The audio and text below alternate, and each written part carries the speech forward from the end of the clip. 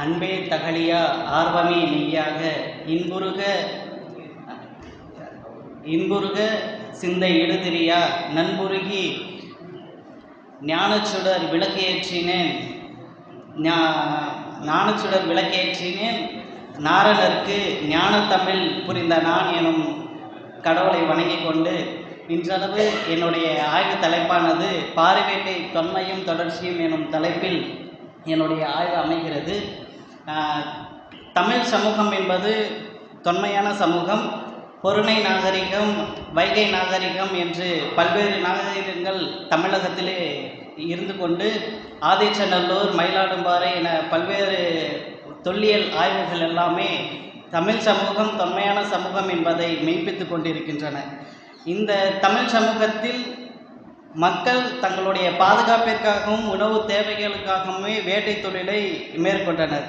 பிற்காலங்களில் இது கலையாகவும் ஒரு சடங்கியல் நிகழ்வாகவுமே இது உருவாக பெற்றது. உயிரினங்களுடைய தோற்ற பின்னணியில் நாகரிகமானது பரிணாம வளர்ச்சி பெற்று பல்வேறு பரிணாமங்களை பெற்று வந்திருக்கிறது. தமிழகத்தினுடைய ஒவ்வொரு பகுதிகளிலுமே ஏராளமான பண்பாட்டு கூறுகள் தோற்றம் பெற்றிருப்பதையும் காண கிடப்பதையும் பார்க்க முடிகிறது. சங்க காலத்தில் இருந்த பாரியுடைய நினைவாக இன்றளவு திண்டுக்கல், மதுரை, சிவகங்கை, புதுக்கோட்டை, திருச்சி, பெரம்பலூர் போன்ற பகுதிகளில் பாரிவேட்டை என்ற பெயரில் இந்த சடங்கு நிகழ்த்தப்படுகிறது. இது தொடக்கத்தில் திணை சார்ந்து நிகழ்த்தி வந்த இந்த தொழிலானது இன்று நிகழ்த்து கலைகளில் ஒரு சில சமூகம் சார்ந்த மக்கள் மட்டுமே இதை இன்னைக்கு நிகழ்த்திட்டு வராங்க. இந்த பாரிவேட்டைன்றது இன்றளவு தொடக்கத்தில் செய்த சடங்கு போன்ற அல்லாமல் இன்னைக்கு அரசோடைய வனவிலங்கு பாதுகாப்பு சட்டம் மூலயமாக முழுமையாக அதே போன்று செய்ய முடியாத நிலையை இப்போ பார்க்க முடியுது. இந்த ஆய்வு தமிழகத்தில் திருச்சிராப்பள்ளி, பெரம்பலூர், நாமக்கல் இந்த 3 மாவட்டங்களில் நிகழ்த்தப்படுகிற பாரிவேட்டையை குறித்து ஆய்வதாக இந்த ஆய்வு அமைகிறது. இது ஏன் இந்த பாரிவேட்டைன்றது வந்துச்சு அப்படின்னா, பாரியோட நினைவாக அவருடைய காலத்தில் வேட்டை தொழில் சிறப்புற்று விளங்கியதனாலையும் அவருடைய காலகட்டத்தில் அரசிலிருந்து கடைநிலையில் இருக்கிற பொதுமக்கள் வரைக்கும் எல்லாருமே இந்த வேட்டை தொழிலை செஞ்சுருக்கிறாங்க. அவருடைய நினைவாக இன்றளவும் பாரிவேட்டையினே அதுக்கு பெயர் சூட்டப்பட்டுள்ளது. இது முயல் வேட்டை என்றும் வேறு பெயர் சொல்கிறாங்க. இதுக்கு இந்த பாரிவேட்டையில் முயல் முதன்மையான இடம் வகிப்பதனால முயல் வேட்டைன்னும், வட்டார வழக்கு முசல் வேட்டை, முய வேட்டை அப்படின்றதும் சொல்கிறாங்க. இது ஊரோடைய புறப்பகுதிகள்லையும் காடு, மலை போன்ற பகுதிகளிலையும் இந்த பாரிவேட்டையானது நிகழ்த்தப்படுகிறது. ஒவ்வொரு பகுதிக்கு ஏற்பவும் இந்த பாரிவேட்டையானது பல்வேறு காலகட்டங்களில் நிகழ்த்தப்படுது. அங்கே இருக்கிற வளமை, பொருளாதார சூழ்நிலை போன்ற காரணங்கள்னால ஒவ்வொரு இடங்கள்லையும் ஒவ்வொரு நாள்களில் நிகழ்த்தப்படுறாங்க. திருச்சி, நாமக்கல் பகுதிகளில் அங்கே நிகழ்த்தப்படுகிற மாரியம்மன் கோயில் திருவிழாவுக்கு முந்தைய நாளும் சித்ரா பௌர்ணமி அன்றும் இந்த பாரிவேட்டையானது நிகழ்த்துறாங்க. திண்டுக்கல், மதுரை, சிவகங்கை, புதுக்கோட்டை போன்ற பகுதிகளில் ஆடி மாதம் முதல் நாளும், சிவாலயம், பெருமாள் கோயில், சில பெருதெய்வ பெண் கோயில்களில் விஜயதசமி நாளன்றும், காஞ்சிபுரம், தூத்துக்குடி, திருநெல்வேலி போன்ற பகுதிகளில் பொங்கல், மாட்டு பொங்கலுக்கு அடுத்த காணும் பொங்கல் என்றும் நிகழ்த்துறாங்க. சில இடங்களில் மாசி மாத சிவராத்திரியிலையும் இந்த பாரிவேட்டை நிகழ்த்தப்படுது. குறிப்பாக ஒவ்வொரு இடத்துக்கு ஏற்ற மாதிரியும் சகுனம் பார்த்தும் இந்த பாரிவேட்டையானது நிகழ்த்தப்படுவதை பார்க்க முடியுது. ஆடி, தை, மாசி, சித்திரை, வைகாசி போன்ற மாதங்களில் இந்த பாரிவேட்டையானது நிகழ்த்தப்படுவதை பார்க்க முடியுது. இந்த பாரிவேட்டைக்கு காலையில் 6 மணி 5 மணிக்கு போனாங்கன்னா மீண்டும் சாயந்தரம் 6 மணிக்கு 7 மணிக்கு மீண்டும் ஊருக்கு வந்துடுவாங்க.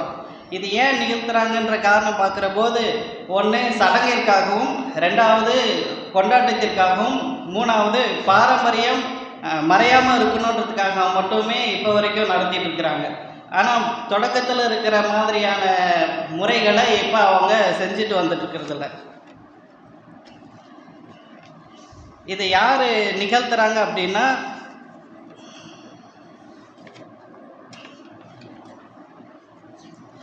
முப்பது வயதிலிருந்து 60 வயது வரைக்கும் இருக்கிற ஆடவர்கள் மட்டும்தான் நிகழ்த்துறாங்க. பெண்கள் இந்த நிகழ்வுகளை பங்கு கொள்றதில்ல. அங்கே ஊரில் இருக்கிற கோயில்களில் நிகழ்த்தப்படுகிற இந்த சடங்குகள்லையுமே பெண்கள் பங்கு கொள்றதில்ல. அந்த வீடுகளில் செய்கிற சடங்குகளில் மட்டும்தான் இந்த பெண்கள் பங்கு கொள்கிறாங்க. சாதிய உருவாக்கத்தினால் திணை அடிப்படையில் அல்லாது சாதி அடிப்படையிலான சடங்குகளாக தான் இந்த பாரிவேட்டையானது இப்போ நடத்திட்டு வராங்க. இதில் வலையர், அம்பலக்காரர், சேர்வை, காவல்காரர், மூப்பனார், கவுண்டர், கவராநாயுடு போன்ற சமூக மக்கள் இன்று பாரிவேட்டை நிகழ்த்திட்டு வராங்க. இதில் கவராநாயுடு மக்கள் அவங்களுடைய தொன்மையான தொழிலாக இந்த வேட்டை தொழில் இல்லை. பிற்காலங்களில் தான் அந்த ஊர் மக்கள் வேட்டைக்கு போகும்போது இவங்களும் சேர்ந்து போகிறத தான் கலாய்வில் தெரிஞ்சுக்க முடிஞ்சிச்சு. அடுத்தது இந்த இசைக்கருவிகள் பார்க்கிற போது திருச்சி பெரம்பலூர் பகுதிகளில் பலதாள இசைக்கருவிகள் அனைத்து இசைக்கருவிகளும் சேர்ந்த மாதிரியும் வாசிக்கப்படுவதாக சொன்னாங்க. மதுரை, திண்டுக்கல் பகுதிகளில் மேளம், மத்தளம், ஜாவ்ரா, தாரை, தப்பட்டை போன்ற இசைக்கருவிகளும், ஒரு சில பகுதிகளில் எந்த இசைக்கருவிகளும் இல்லாமல் வேட்டைக்கு போயிட்டு எல்லா சடங்குகளும் செய்கிறதாகவும் சொன்னாங்க. பட்டாசு வெடிக்கிறதும் ஒரு சில பகுதிகளில் மட்டும்தான் செய்வோம் அப்படின்றதையும் சொன்னாங்க. இந்த நிகழ்த்து முறையில் பார்க்குற போது முதல்ல அந்த ஊரில் இருக்கிற முதன்மையானவரை கொண்டு அம்பலம், சேர்வை, தலையாரி போன்ற பொதுமக்கள் உள்ளிட்ட அனைவருமே சேர்ந்து ஒரு கூட்டம் நடத்தி இந்த நாளில் பாறை வேட்டைக்கு போகலாம் அப்படின்ட்டு முதல்ல கூட்டம் கூட்டி முதல்ல முடிவு எடுப்பாங்க. ரெண்டாவது தேதி சொல்லிட்டு நாளைக்கு பாறை வேட்டைக்கு போகிறோம் அப்படின்றது ஊரில் இருந்து எல்லாருக்குமே சொல்லிடுவாங்க.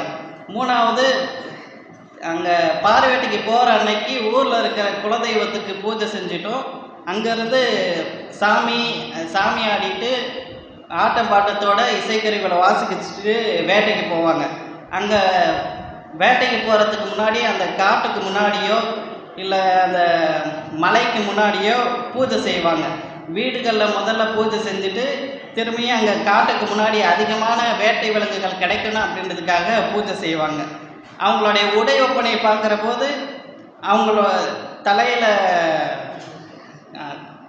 கைலி கட்டிக்கிறதோ, அரைக்கால் சட்டை போன்ற ஓரளவுக்கு அவங்களுக்கு எது வசதியான ஆடைகளோ அதை மட்டும்தான் அணிஞ்சிட்டு இருந்தாங்க.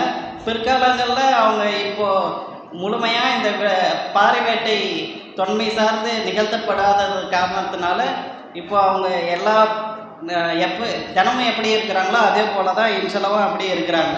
அவங்க கொண்டுட்டு போகிற அந்த வாள், குத்தீட்டு கருவி, வளரி போன்ற கருவிகள் எல்லாமே அவர்களுடைய குலதெய்வம் சார்ந்த கருவிகளாகத்தான் இன்று வரைக்கும் இருக்குது. கருப்பணசாமி, பிடாரி, அப்புறம் கருப்பரு, பட்டையன்சாமி, கண்ணப்பன் இது போன்ற தெய்வங்கள் எல்லாமே வைத்திருந்த கருவிகளை தான் இப்போ வரைக்கும் கொண்டுட்டு போகிறதாகவும் சொன்னாங்க.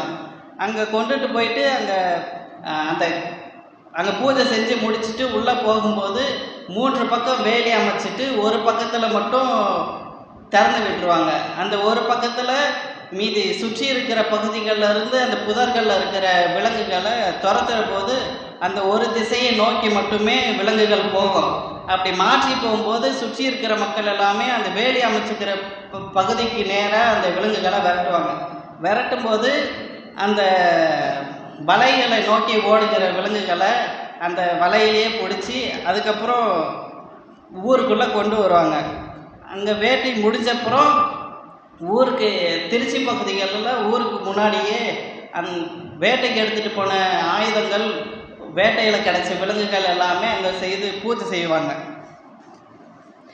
அதுவும் இல்லாமல் ஒரு சில பகுதிகளில், திருச்சி பகுதிகளில் அந்த வேட்டையில் கிடைச்ச முயல் விலங்குகளை மட்டும் அதனுடைய தலைகளை எடுத்து மேலே தூக்கி வீசுவாங்க. வீசுகிற போது அந்த விலங்கோட தலை கீழே விழாதவாறு ஒவ்வொருத்தரும் அந்த குத்தீட்டு கருவியில் பிடிச்சி தூக்கி நிறுத்துவாங்க.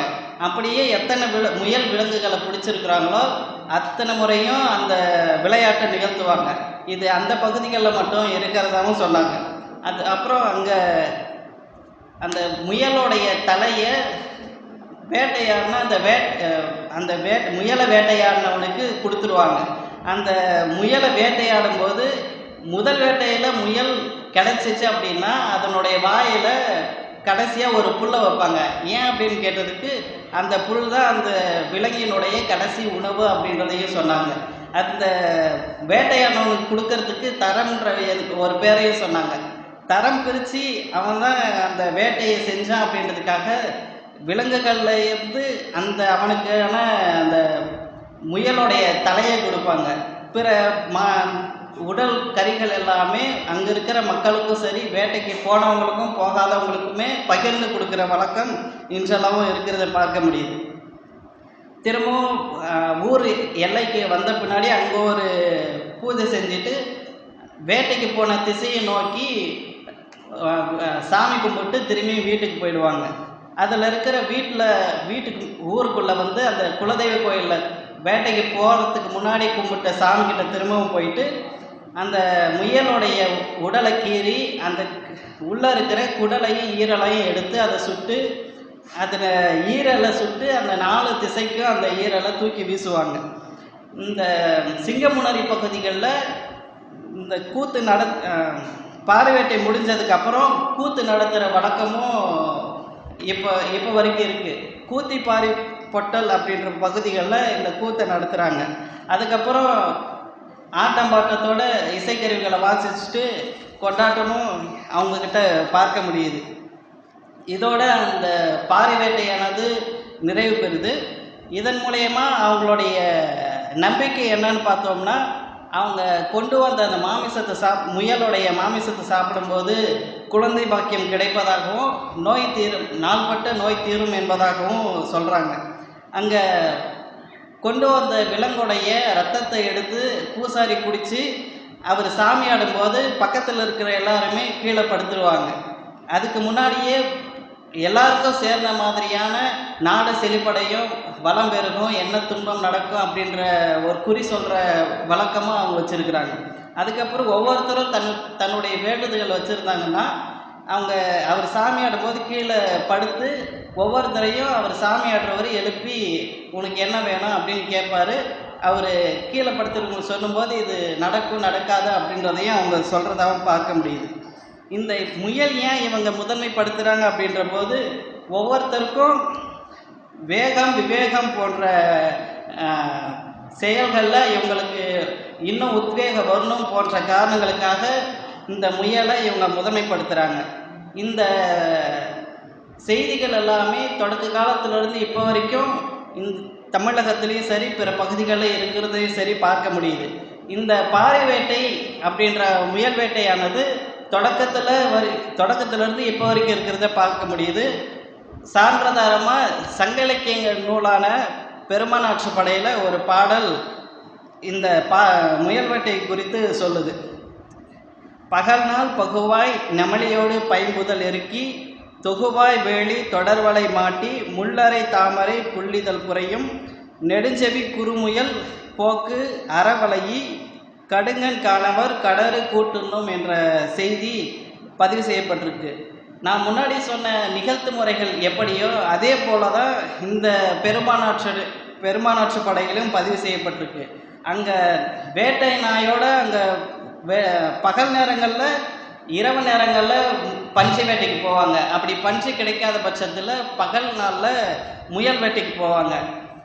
பகலில் போகும்போது வேட்டை நாயோடு சேர்த்து அந்த வேட்டையாடுகிற பகுதிகளில் 3 பக்கம் வேலி அமைச்சு அந்த மீதி ஒரு பக்கத்தை மட்டும் விலங்குகள் வர்ற மாதிரி வச்சு அந்த சுற்றி இருக்கிற புதர்கள் எல்லா பகுதியையும் குச்சியை கொண்டு அடிப்பாங்க. அந்த ஒரு திசையில் அந்த வலைக்குள்ளே முயல் போன்ற விலங்குகள் எல்லாமே மாட்டிக்கும்.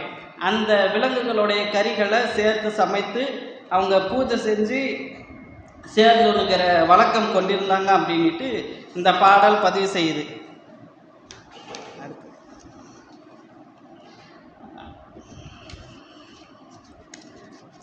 ஆனால் இந்த காலகட்டத்தில் அரசாங்கத்துடைய வனவிலங்கு பாதுகாப்பு சட்டம் போன்ற காரணங்கள்னால இன்றளவு முழுமையாக அந்த பாறை வேட்டையானதை அவங்க நிகழ்த்தி காட்டுறதில்ல. சில இடங்களில் ஆடு ஆடுகள் விலங்குகளை வேட்டையாடக்கூடாதுன்றது காரணத்துக்காக ஆடுகளை விலைக்கு வாங்கி இவங்களா ஊர்ல இருந்து விலைக்கு வாங்கி கொண்டு போயிட்டு அங்கே கூறு போட்டு எல்லா மக்களுக்கும் பகிர்ந்து கொடுக்குற வழக்கத்தையும் ஒரு சில இடங்கள்ல வச்சிருக்கிறாங்க. பெருதெய்வ கோயில்கள் எல்லாமே இப்போ இந்த பாறை வேட்டையானது இப்போ நிகழ்த்திட்டு இருக்கிறாங்க.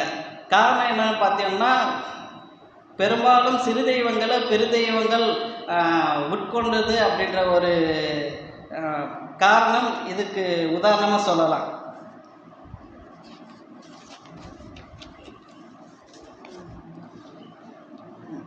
முடிவுரை நான் எடுத்தது. இதனுடைய நிறைவாக இந்த பாறை வேட்டை மூலயமா என்னென்ன தெரிஞ்சுக்கலாம் அப்படின்னா, முதல்ல பெருதெய்வங்கள் எல்லாமே சிறு தெய்வங்களை உட்கொண்டுடும் அப்படின்றத ஒரு நிறைய சொல்லலாம். சிறு தெய்வ கோயில்களில் மட்டும்தான் ஆடு வெட்டுறதையோ முயல் போன்ற மற்ற விலங்குகளை, கோழி, பன்றி, எருமை போன்ற விலங்குகளை கொலை பலியிடுறதையோ சடங்கு செய்கிறதையோ செஞ்சிட்ருக்குறோம். ஆனால் பெருதெய்வம் கோயில்களில் கேரளாவில் இருக்கிற பகவதி அம்மன் கோயில், காஞ்சிபுரத்தில் இருக்கிற பெருமாள் கோயில், அப்புறம் திருநெல்வேலியில் இருக்கிற ஒரு கோயில் போன்ற கோயில்களில் இந்த பாரி வேட்டை நிகழ்த்துறாங்க. ஆனால் இந்த பாரி வேட்டையானது வேட்டை மண்டபம்ன்ற மண்டபத்தில் இதே போன்ற காட்சிகளை அசுரனை அழிக்கிறதுக்கு அழிப்பது போன்றது ஒரு காட்சியை தான் இது பதிவு செய்கிறாங்க. மற்றபடி இந்த முயல் வேட்டை மாதிரியான பாரி வேட்டை அது கிடையாது. அது ரெண்டாவது, கூட்டுண்ணு முறையை இவங்க கைக்கொள்ளுதல் தொடக்கத்திலேருந்து இப்போ வரைக்கும் இருக்குது அப்படின்றத பார்க்க முடியுது. சாதாரணமாகவே நம்ம குடும்பத்தில் இருக்கிறவங்களே சேர்ந்து சாப்பிட்றது கிடையாது, தனித்தனியாக தான் நம்ம வேணுன்ற போது போட்டு சாப்பிட்டுக்கிறோம். இந்த கூட்டுண்ணு முறைன்றதை பார்த்தோம்னா ஊரில் இருக்கிற எல்லா மக்களும் சேர்ந்து ஒரு இடத்துல கூடி சாப்பிட்ற பழக்கத்தையும் பார்க்க முடியுது. மூணாவது, பங்கீட்டு முறைன்றதை பார்க்க முடியுது. ஒரு எந்த சிறிய விலங்கு கிடைச்சாலும் சரி, ஒரு குறைந்தளவு மாமிசம் கிடைச்சாலும் சரி, அந்த ஊரில் இருக்கிற அனைத்து மக்களுக்குமே பங்கீட்டு கொடுக்குற முறையே கொண்டு இருக்கிறாங்க. அவங்க வேட்டைக்கு போனாலும் போகலைனாலுமே அந்த விலங்குகளுடைய மாமிசத்தை எல்லாருக்குமே சேர்ந்து கொடுக்குற முறையை பார்க்க முடியுது. அப்புறம் சமூக ஒற்றுமை இவங்கக்கிட்ட முழுமையாக பார்க்கலாம். ஏன்னா தொடக்கத்தில் வேடுவர் சமூகத்தை சார்ந்த மக்கள் மட்டுமே செஞ்சுட்டு இருந்த இந்த பாரி வேட்டையானது இப்போ அந்த ஊரில் இருக்கிற பிற சமூகத்தை சார்ந்த மக்களுமே சேர்ந்து செய்கிறத பார்க்க முடியுது. அடுத்து, தொடக்கத்திலிருந்து இப்போ வரைக்கும் இருக்கிற பண்பாட்டு தொடர்ச்சியையும் பாரம்பரியத்தை தாங்கி நிற்கிற முறைகளையும் அது அவங்க அதன் மூலயமா அவர்கள் குழந்தை பாக்கியம் கிடைக்கிறது, நோய் தீர்றது போன்ற நம்பிக்கைகளையும் இவர்கள் பெற்றிருக்கிறத இதன் இந்த பாரி வேட்டை தொன்மையின் தொடர்ச்சியும் என்ற கட்டுரையின் மூலயமாக அறிந்து கொள்ள முடிகிறது. நன்றி. ஃபோட்டோஸ் காட்டு.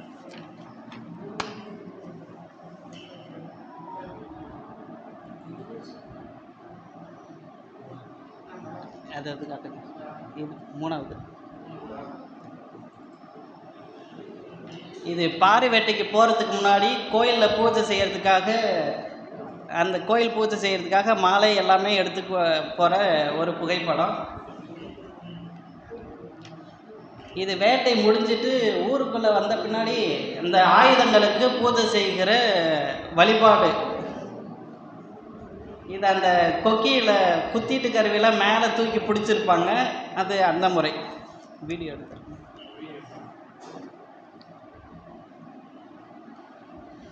இது இப்போது பாரி வேட்டை நிகழ்த்துறதுல அப்படின்றத பாலிமர் நியூஸில் ஒரு செய்தியாக வந்துருந்துச்சு.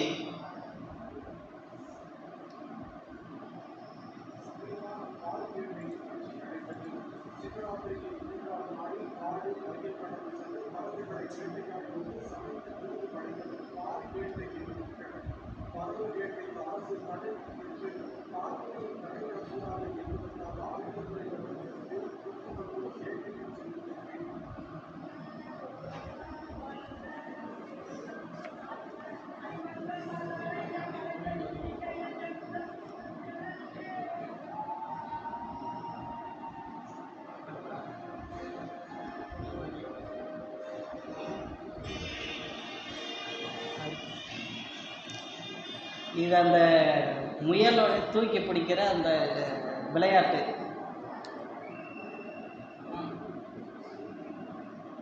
இந்த முயலை பிடிக்கிறவங்க அந்த குழுவை சுற்றி 3 முறை சுற்றி வருவாங்க. இன்னொரு வீடியோ இருக்கும், இன்னொரு வீடியோ.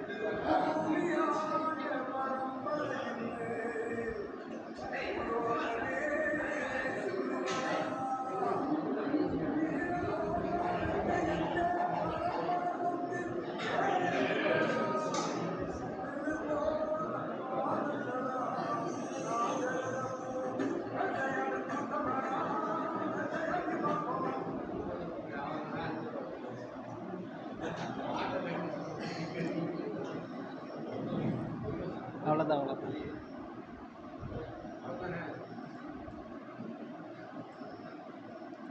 நன்றி.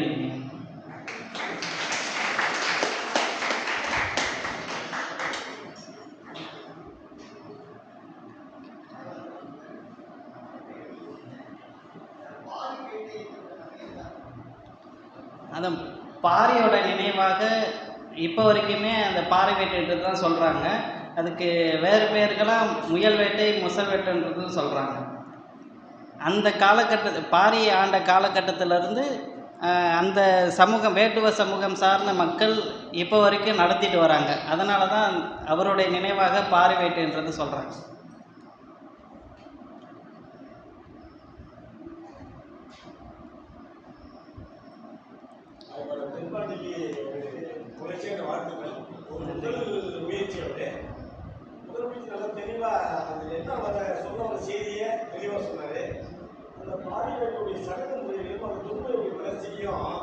அது தொடர்ச்சி நல்ல சிறப்பாக சொல்லியிருக்காரு.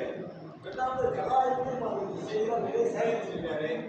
உலகத்தையே ஒரு மாயக்கவிஞர் மாயக்கவிஞர் அது கவிதை சுத்தமாக எடுக்கக்கூடிய ஆர்வம் கிடைத்த இலக்கியத்தில் ஒரு போட்டி வைக்கிற போது சிறிய சிறிய வார்த்தைகள் வச்சு புதுக்கவிதைகள் சொல்ற ஐக்கியம் சொல்ற ஒரு மாயக்கவிதை சொல்லி அது ஒரு ஐக்கியம் வச்சுட்டு எழுத வந்தது. ஆனா இந்த தலைப்புக்கு தகுந்த மாதிரி செய்திகளை நல்லா சொன்னாப்ல, சடங்கு மொழி வந்து நல்லா சொன்னாப்ல. மகிழ்ச்சியாக பார்த்துக்கிறேன்.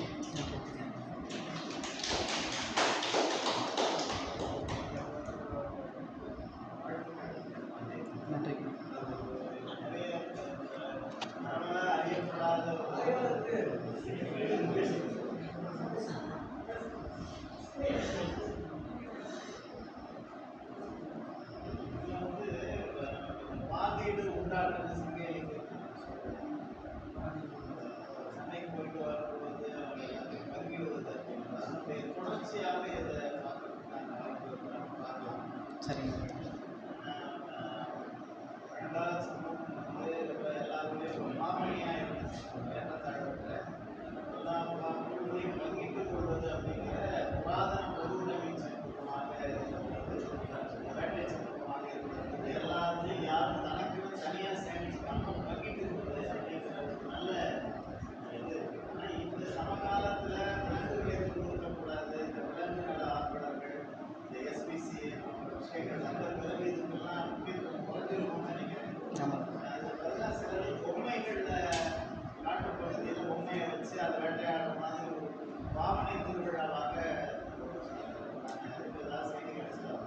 அது பொம்மையை செய்கிற மாதிரி சொல்லலைங்கய்யா. இங்கேருந்து இங்கேருந்து விலங்கு ஆடு போன்ற விலங்குகளை கொண்டு போயிட்டு அங்கே பங்கு போட்டு எடுத்துகிட்டு வர்றதாக தான் சொன்னாங்க ஐயா அவங்க.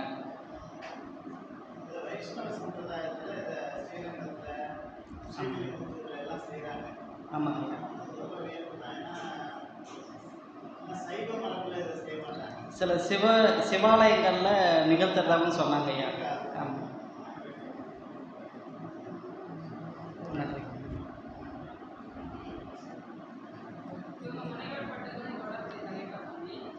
இல்லைங்க.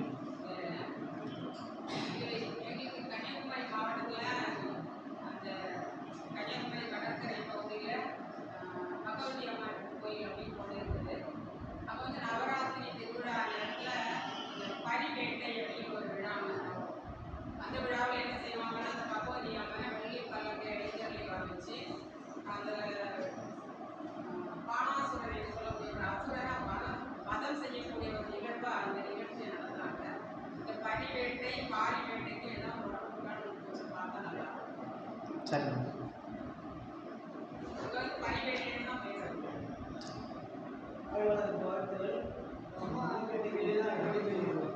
பாரிய வேட்டை பரிவேட்டை ரெண்டுத்துக்கும் வந்து தொடர்பு இருக்கா? ஏன்னா பெருந்தெய்வ வழிபாடுல பாரிய வேட்டை நீங்க சொல்லியிருக்காங்க. பெருந்தெய்வ வழிபாடு அப்படின்னு வரும்போது இந்த நீங்க பாரிய வேட்டை தொடர்ச்சியா இருக்கக்கூடிய இந்த முயல்வேட்டைகள் அவங்க கொண்டு வருவாங்க. அவங்க அம்சவாதம், சந்திர பிரபை, சூரிய பிரபை, இந்த குதிரை வாகனத்தை தான் அவங்க பரிவேட்டைகள் சொன்னாங்க. குதிரையில அந்த பெருந்தெய்வம் வந்து வேட்டையாடுக்காக போகக்கூடிய நிகழ்வாக தான் ராமஸ்தனா கௌதமன் கோயிலையோ நிலையப்பூர் கோயிலையோ தென்பகலத்தில் இருக்கக்கூடிய நிறைய கோயில்களில் பரிவேட்டை வந்து உற்சவமாக வந்து நடத்துறாங்க. அதுதான் அவர் பெருமாநாட்டுடைய ஒரு குழு சொன்னீங்களா, சிறுகாட்டுடைய குழுமுறைகள். இது வந்து பெரும்பாலும் அந்த இளைஞர்களை பார்க்க போனால் அந்தந்த மக்களும் மைதர்களும் நாங்கள் நம்முடைய எல்லா மக்களும் அவங்க வீட்டில் இருக்கக்கூடிய உணவை உங்களுக்கு படைப்பாங்கன்னு தான் சொன்னாங்களா, இல்லை இந்த பால்வேட்டையை பற்றி அதில் செய்தி இருக்கா? ஏன்னா அந்த இயல்பாக சொன்னாங்க, நீங்கள் அங்கே போனீங்கன்னா இப்போ அந்த குறிப்பிட்ட மக்கள் இதெல்லாம் அவங்க உணவாக இருந்தாங்க, குறிப்பிட்ட மக்கள் நிலக்கரியெல்லாம் வந்துருவாங்க, அந்த மக்கள் இதெல்லாம் வந்துருக்காங்க, அந்த மக்களும் உங்களுக்கு வேலை ஆரம்பிச்சாங்க. தெரியல நீங்கள் போகிறதுனாலே உங்களுக்கு பால்வேட்டை செஞ்சு முயலை வந்து வேட்டையாடி உங்களுக்கு கொடுப்பாங்க, விருந்தினருக்கு கொடுக்குறாங்களா? விருந்தினர்கள் கொடுக்கல. அப்போ அந்த பெருமாளுடைய அந்த வரிகளுக்கும் இந்த பால்வேட்டை சம்மந்தம் இல்லையா? இந்த முயல் வேட்டைன்றது அப்போலேருந்து இருக்குது அப்படின்றத தான் சொல்கிறேன்.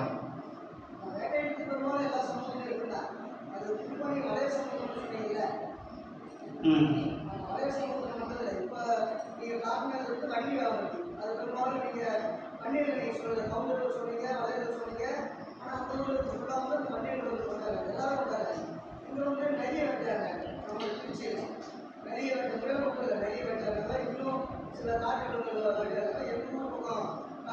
பக்கம் வந்து மாணவா வந்து வேட்டையாடுவாங்க. ஆனால் அந்த பரிவேட்டை பாரிவேட்டை ரெண்டு வேறு வேறு அப்படின்னு தெரியும். பெருமாநாட்டு மனிதர்களுடைய அக்கம்பையும் இந்த பாரிவேட்டையும் சம்மந்தம் இருக்கா அப்படின்னு தெரிஞ்சு ரெண்டுத்துக்கும் சம்மந்தம் கிடையாது. இந்த முயல் வேட்டை இப்போ செய்கிற அந்த பாரி வேட்டையானது தொடக்கத்தில் அந்த முயல் வேட்டையாக தான் அவங்க செஞ்சாங்க. அதனுடைய அந்த வேட்டுவ சமூக அவங்களுடைய தொன்மையை இப்போ வரைக்கும் பாரம்பரியத்தையும் பண்பாட்டையும் காப்பாற்றணும் அப்படின்றதுக்காக இப்போ வரைக்கும் சடங்கு மூலியமாக செஞ்சிட்ருக்குறாங்க. ஒரு சில இடங்களில் ஒரு இடைக்காலத்துலேயோ அதுக்கு முற்பட்ட காலங்கள்லேயோ பிற விலங்குகளையும் வேட்டையாடி எடுத்துகிட்டு வந்திருக்கிறாங்க. இப்போ வந்து பெரும்பான்மையாக விலங்குகளை வேட்டையாடக்கூடாதுன்றதுக்காக மட்டும் முயல் வேட்டை அப்படின்ற பேரில் செஞ்சுட்டு இருந்தாங்க. ஆனால் இந்த வனவிலங்கு பாதுகாப்பு சட்டம்ன்ற ஒரு காரணத்தினால இப்போ அதுவுமே நிறுத்திட்டாங்க பல இடங்களில்.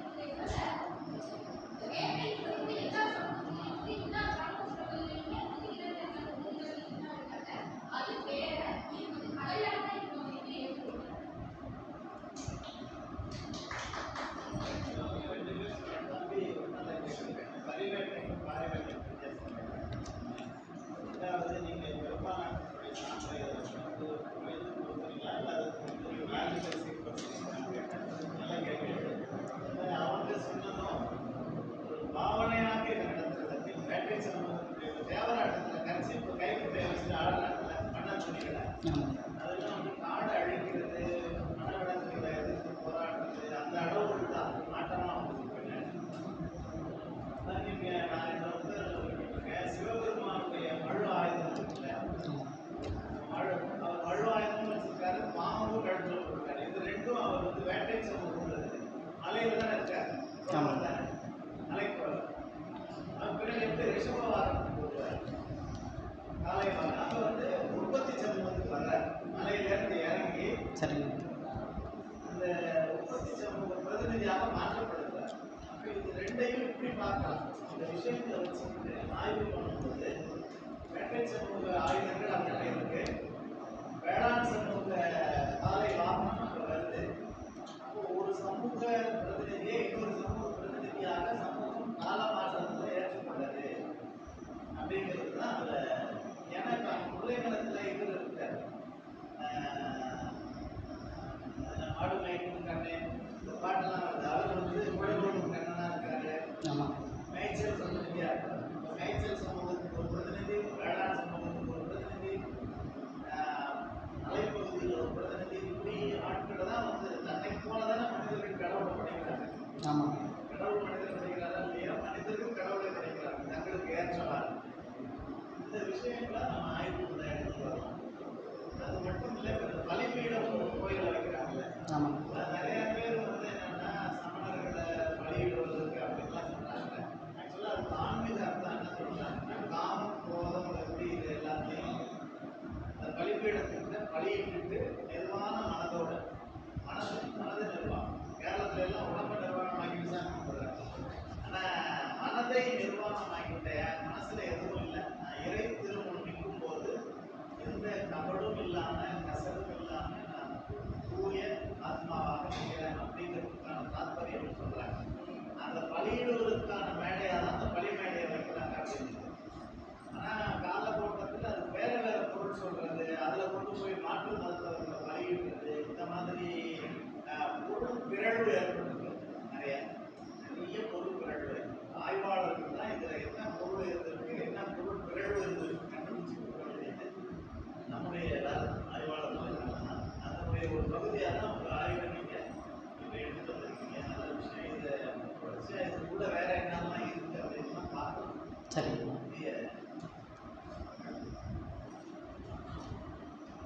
வாழ்த்துக்கள். பெருதெய்வம் பெருதெய்வம் தான் வழி வந்து புரட்சி இருக்கலாம். பலியிடுதல் என்ற கான்செப்ட் கூட வைத்திய தெய்வங்கள் தான் இருந்தது. அதோட புரட்சியாக தான் கோவில்களில் பலியிட வச்சாங்க. இப்போ அதுக்கப்புறம் அந்த சைவ சித்தாந்திகளோ அல்லது கோவில் விளக்கம் சொன்ன ஆர்வம் நாமளையாக்களோ அந்த பலியிடத்துக்கு அவங்க புது விளக்கங்கள் கொடுத்தாங்க. முன்னாடி இந்த பழசம் வச்சுட்டு அவங்க புது விளக்கங்கள் வந்து பலியிட்டு வைக்க ஆரம்பிச்சாங்க. அதை தான் இந்த கண்ணும் மாயை ஆணவம் எல்லாத்தையும் பலியிடுதுன்னு சொன்னாங்க. ஆனால் அப்படி இல்லை. அதனுடைய தொன்மை புரட்சி நம்ம இன்னைக்கு எப்படி பார்க்கணும் அப்படின்னா, கோவில்கள்லாம் பலிப்பிடத்தில் தான் தெய்வத்திற்கான பலிகளை வைப்பாங்க. நீங்க அந்த பலிப்பிடத்தில் பார்த்தீங்கன்னா காலையில் வர குருக்களோ அல்லது பட்டாச்சாரியரோ அந்த பலிப்பிடத்தில் தான் தெய்வத்திற்கான படையை வைப்பாங்க. அதுபோல கோவில்கள்ல எல்லா பரிவார தெய்வங்களுக்கும் தனித்தனி பலிப்பிடங்கள் இருக்கு. ஒரு கோவில் ஆகம முறைக்கு ஒரு கோவில் வந்து உருவாக்கி அது கும்பாபிஷேகம் பண்றாங்கன்னா முதல்ல அவங்க கான்செப்ட் வந்து பலிபீடம் தான். இந்த பலிபீடங்கள் வந்து எதுக்கு நிகராக கருதப்படுதுன்னா வேள்விக்கு நிகராக கருதப்படுது. அந்த வேள்வியில போற பூர்ண ஆகுதி, இந்த பூர்ண ஆகுதி என்பது வந்து தேவனுக்கு கொடுக்குது. தமிழ் பண்பாட்டில் கடவுள் மேல இருக்கிறாருன்ற கான்செப்ட்ல மேல இருக்கிற மறையை நம்ம வளர்க்கணும். ஆனா ஆரியர்கள் கடவுள் மேல இருக்கிறாங்க கான்செப்ட்ல கீழே இருந்து மேல போற நெருப்பை வளர்க்க மாட்டாங்க. அப்ப நம்ம அந்த நெருப்பை எதை போட்டாலும் அந்த கடவுளை கொண்டு போய் சேர்க்கின்ற ஒரு நம்பிக்கையில மிருகங்களை வெட்டி போட்டாங்க. ரபசுவாய்க்கு அழகா சொன்னாரு, ஆட்டிலச்சி தின்றதில்லை அன்றும் இன்றும் வேறிய ஆட்டிலச்சி அல்லவோ மரக்கறி தின்றது, ஆட்டிலச்சி தின்றதில்லை அன்றும் இன்றும் வேறிய ஆட்டிலச்சி அல்லவோ யாகம் நீர் ஆட்டுதல். அதாவது இந்த யாகத்தில் போட்டதெல்லாம் ஆட்டிலச்சி தான். அதனுடைய பொன்மையின் தொடர்ச்சியாக தான் அந்த பலிபீடம் இருந்தது. அந்த பலிபீடத்தை வந்து நம்ம நகர்த்த முடியல, அதை இருந்துதான் ஆகணுன்ற கட்டாயத்தில் தான் இன்னைக்கு பலிபீடங்கள் எல்லாம் சைவமாக மாற்றப்பட்டது. அது அந்த ஒரு நிலையை நம்ம பார்க்க வேண்டியிருக்கு. அதுக்கு முன்னாடி இந்த கொடிமரம்ன்ற கான்செப்டும் இப்படி ஒரு திருக்குள்ள உருவானா. கொடிமரம்னாக்கா அது வந்து உடல் இருக்கிற பரம்புடைய கூட்டு அப்படின்னா இல்லை. இந்த கொடிமரம் கொடியேற்ற திருவிழானாக்க இந்த திருவிழா நடக்க போகுதுன்றதுக்காக கொடியேற்றது இல்லை. அந்த கொடிமரத்துக்கு கீழே அந்த சுற்றுவட்டாரத்தில் இருக்கிற ஒரு 6 மைல் தொலைவில் இருக்கிற பூத பேய் பிசாசுகளை எல்லாம் கட்டி வச்சு அந்த கொடி முடிஞ்சதுக்கப்புறம் அதற்கான தாந்திரிக மந்திரங்களை சொல்லி குருக்களோ பட்டாச்சாரியர்களோ அந்த பேய்களை திரும்ப அவுத்து விடுவாங்க என்பது இன்றைக்கும் நடைமுறையில் இருக்கிற மந்திர உபச்சாரம் மூலமாக பார்க்க முடியும். இது ஒரு பக்கம். இன்னொன்று, இந்த பாரி வேட்டை என்பது வலியுறுத்தல் அடிப்படையில் வந்தது. அதுக்கு ஒரு சான்று இருக்கு. பாரி வேட்டை விலங்குகளை வேட்டையாடுறது மட்டும் நினைச்சிருக்கீங்க, அப்படி இல்லை. திருச்சி பகுதியில் கழிவேற்ற பாரி வேட்டை ஒன்று இருக்கு. அது காத்தவராயன் கழிவேற்றப்பட்டது நினைவாக கொண்டாட விஷயம். வலியுறுத்தல் என்ற கான்செப்ட் தான் அந்த பாரி வேட்டை என்ற நிலை வந்தது. அதை ஒரு இன்னும் ஆழமாக பார்க்கணும்னு நினைக்கிறேன். இன்னொன்று, இந்த பாரி என்ற சொல் இப்போ நம்ம புழக்கத்துல பாரிமண்ணை பிரிச்சிருக்கிறதுனால இந்த சொல்ல கொண்டு போயிட்டு பாரிமண்ணுடைய தொடர்ச்சி நம்ம கனெக்ட் பண்றது எந்த விதத்துல சரியா இருக்குன்னு தெரியல. அதே போல இன்னொரு விஷயம் என்னன்னா, பாரிமண்ணே மன்னர் சமூகத்துக்கு வந்தாச்சு. வேட்டை தொழிலே இல்லை, பாரியே ஒரு அரசர் சமூகத்துக்கு வந்ததுக்கப்புறம் அவங்க வேட்டை தொழிலுடைய குடும்பமாக வச்சு அதனுடைய நீட்சியாக வருகிறது அப்படின்றதுலாம் திரும்பவும் ஆய்வாளர் கொஞ்சம் ஆய்வு செய்ய வேண்டிய விஷயமா இருக்கும். நாட்டாளர்கள் முன்னாடி பழமையே பாரி கூட ஃபேமஸா இருக்கிறதுனால பாரியோட பாரி கட்டி கனெக்ட் பண்ணிக்கலாம். ஆனால் கண்டிப்பாக பாரிக்கும் இதுக்கும் எந்த விதமான உறவும் இல்லை என்பதை ஆய்வாளர்கள் திரும்ப ஒரு முறை நினைவு வச்சுக்கணும்.